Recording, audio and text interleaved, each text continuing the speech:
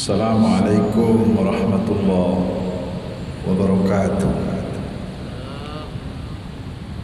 Alhamdulillahilladzi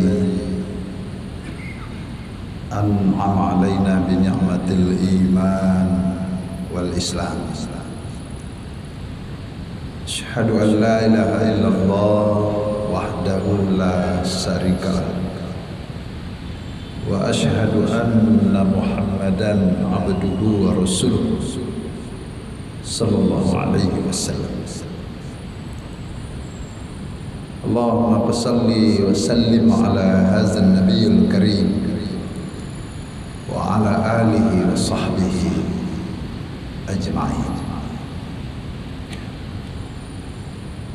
Qala Allah ta'ala fil Qur'anil Karim, a'udzu billahi minasy syaithanir rajim. Bismillahirrahmanirrahim. Fa'aqim wajhaka lid-dini hanifah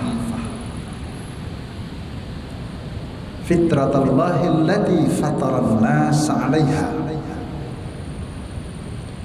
la tabdila li khalqillah zalika ad-dinul qayyim walakinna aktsarun nasi la ya'lamun. Shadaqallahul azim. Aku berlindung kepada Allah jauh daripada tipu daya syaitan yang terkutuk dengan nama Allah yang Maha Pengasih, Maha Penyayang. Maka hadapkanlah wajahmu dengan lurus kepada agama Allah, yaitu kepada fitrah Allah yang Allah telah menciptakan manusia menurut fitrah itu. Tidak ada perubahan pada fitrah Allah. Itulah agama yang lurus. Kebanyakan manusia tidak mengetahui. Maha benar Allah dengan segala firman-Nya. Al-Quran surat Ar-Rum ayat 33. Bapak-bapak, ibu-ibu, kaum muslimin dan kaum muslimat sidang jemaah zuhur Masjid Raya Sumatera Barat yang saya hormati. Syukur alhamdulillah, selawat beserta salam kepada Nabi Muhammad Rasulullah sallallahu alaihi wasallam. Allahumma salli ala Muhammad wa ala ali Muhammad. Para jemaah, tanpa terasa hari yang ke-7 pada bulan Syawal,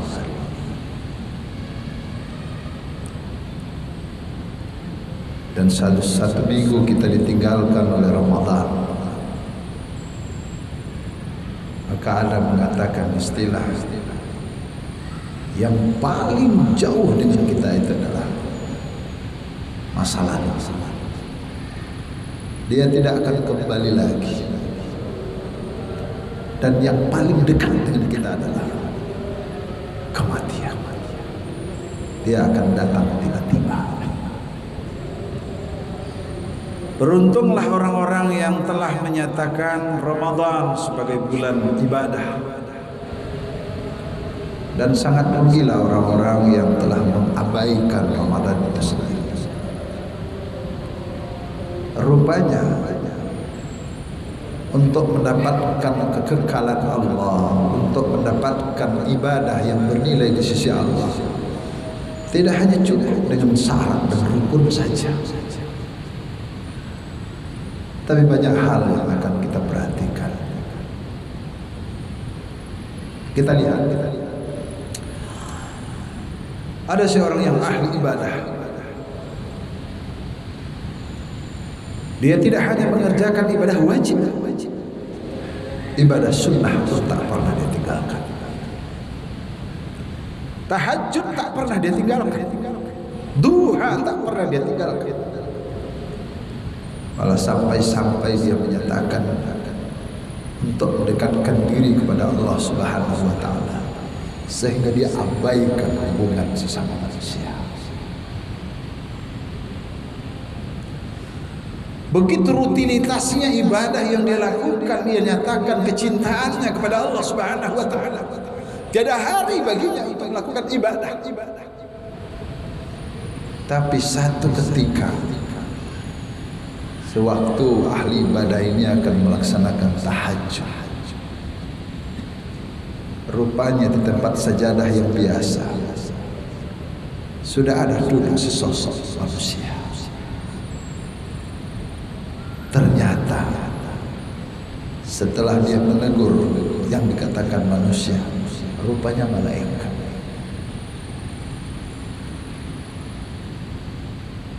Awalnya begitu gembiranya ahli ibadah ini. Kenapa? Sesuatu yang tidak diduga, sesuatu yang tidak disangka, dan saking keyakinannya, malaikat ini tidak lain adalah hanya memberitakan sesuatu yang paling baik dan paling beruntung untuk dia. Ternyata setelah mereka berdialog, dia katakan, saya adalah malaikat yang tukang catat orang-orang yang mencintai Allah, orang-orang yang mendekati Allah. Apa kata ahli ibadah ini? Saya yakin saya termasuk ke dalamnya, karena sampai engkau datang ke sini. Lalu malaikat itu menyatakan, saya membawa Alkitab. Kitab ini isinya adalah nama-nama orang yang cinta kepada Allah, nama orang-orang yang dekat kepada Allah. Bertambah keyakinan ahli ibadah ini. Kalau begitu, wahai malaikat, saya mohon kepada engkau, pinjamkan saya sebentar itu Alkitab, dan saya periksa apakah ada nama saya di sana. Ternyata sudah berulang-ulang dia membolak-balik kitab itu, dia tidak menemukannya.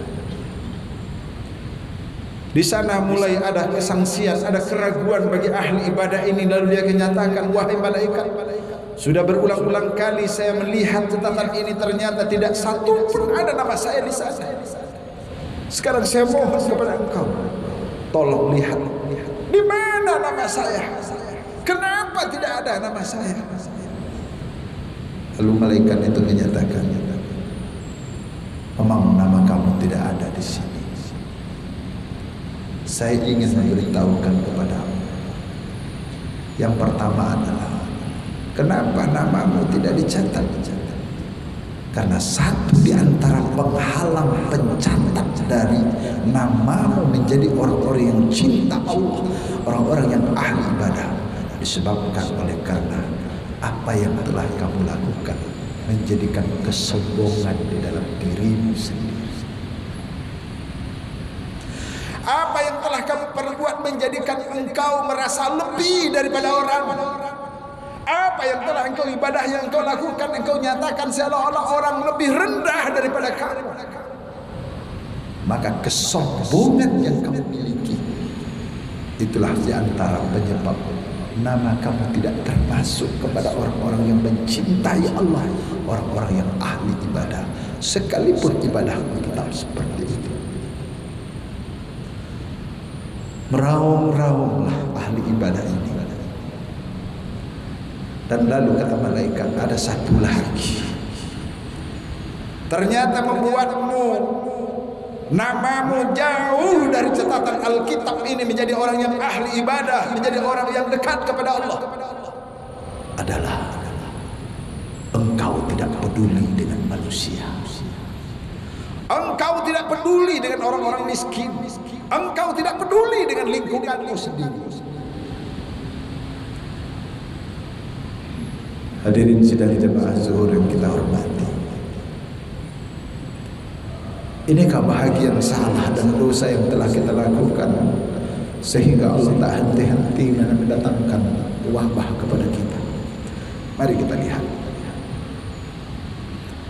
betapa masjid banyaknya di kota kita ini Entah salah saya memantaunya, sebahagian besar kepedulian terhadap anak yatim mereka hanya membagikan santunan 1 kali dalam 1 tahun, bahkan 2 kali dalam setahun. Kalau itu yang dilakukan, salah kita, berdosa kita. Karena dia tidak hanya disantuni untuk pendidikan, dia tidak hanya disantuni untuk berlebaran, tapi hidupnya adalah tanggung jawab kita.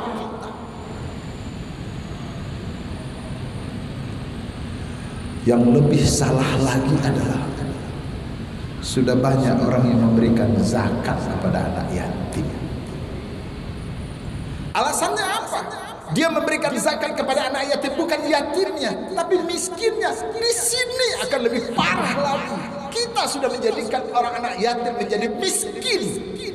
Salah apa lagi yang kita lakukan? Dosa apa lagi yang kita perbuat? Inikah bahagian dosa yang terselubung dari kita, sehingga Allah tak henti-hentinya mendatangkan wabah kepada kita?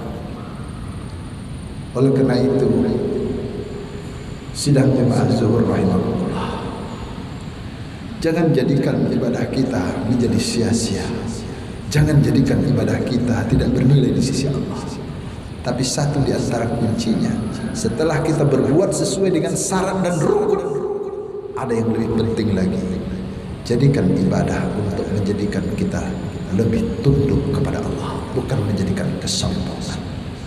Jadikan ibadah menjadikan kita orang-orang yang peduli dengan lingkungan, peduli dengan masyarakat, peduli dengan anak yatim. Andaikan ini yang kita lakukan, mudah-mudahan Allah akan jauhkan wabah dari negeri kita. Allah akan turunkan rahmah kepada kita.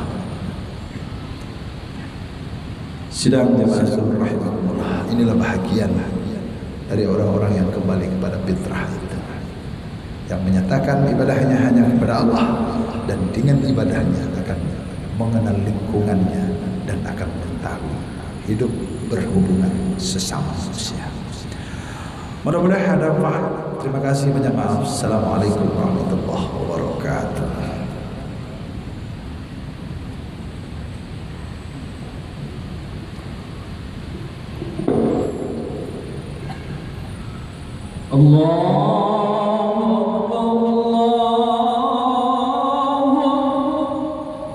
Asyhadu an la ilaha illallah, asyhadu anna Muhammadar Rasulullah. Hayya 'alas salati, hayya 'alal falah. Qad